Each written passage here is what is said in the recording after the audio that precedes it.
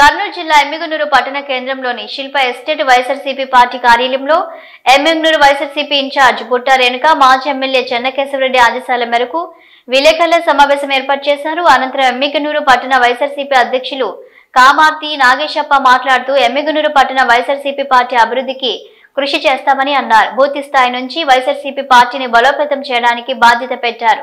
స్థానిక సంస్థల ఎన్నికల్లో గానీ జమిలి ఎన్నికల్లో గానీ 2029లో వచ్చే ఎన్నికల్లో గానీ పార్టీ బలోపేతానికి కృషి చేస్తామని సంకల్పంతో వైఎస్ఆర్సీపీ పార్టీని ముందుకు తీసుకెళ్తామని శ్రీ మాచాని సోమప్ప జాతీయ స్థాయిలో గుర్తింపు పొంది పద్మశ్రీ అవార్డు అందుకున్నారు.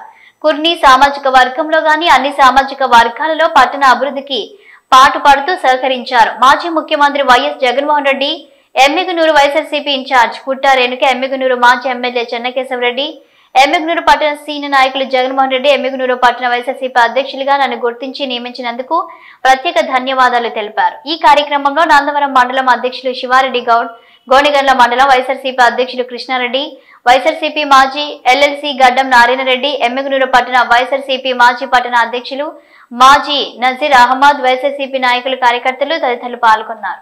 ఈరోజు మనకి ఇప్పట్లో ఎలక్షన్స్ లేవు, అలాగే అధికారం కూడా లేదు.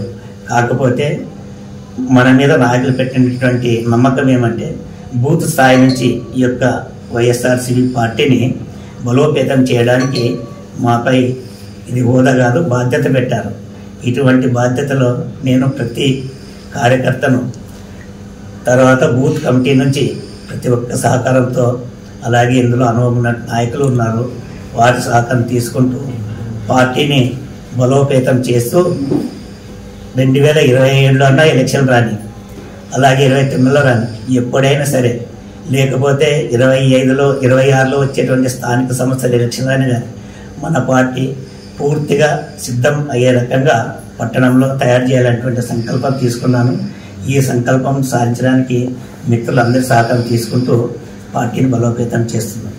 ఎందుకు ఇచ్చారని నాకు ఎందుకు ఆనందంగా ఉందంటే, ఈ పట్టణ జాతీయ స్థాయిలో మాచాని సోమప్ప గారు ఎంతో పేరు ప్రఖ్యాతులు తీసుకొచ్చి జాతీయ స్థాయిలో మన కొన్ని సామాజిక వర్గం కావచ్చు, మిగతా అన్ని వర్గాలు జాతీయ స్థాయిలో మన యొక్క పేరు నిలబెట్టి చేనేతలో గర్వించదగినటువంటి వ్యక్తిగా ఆయన ఎదిగి పద్మశ్రీ అవార్డు పొందాడు.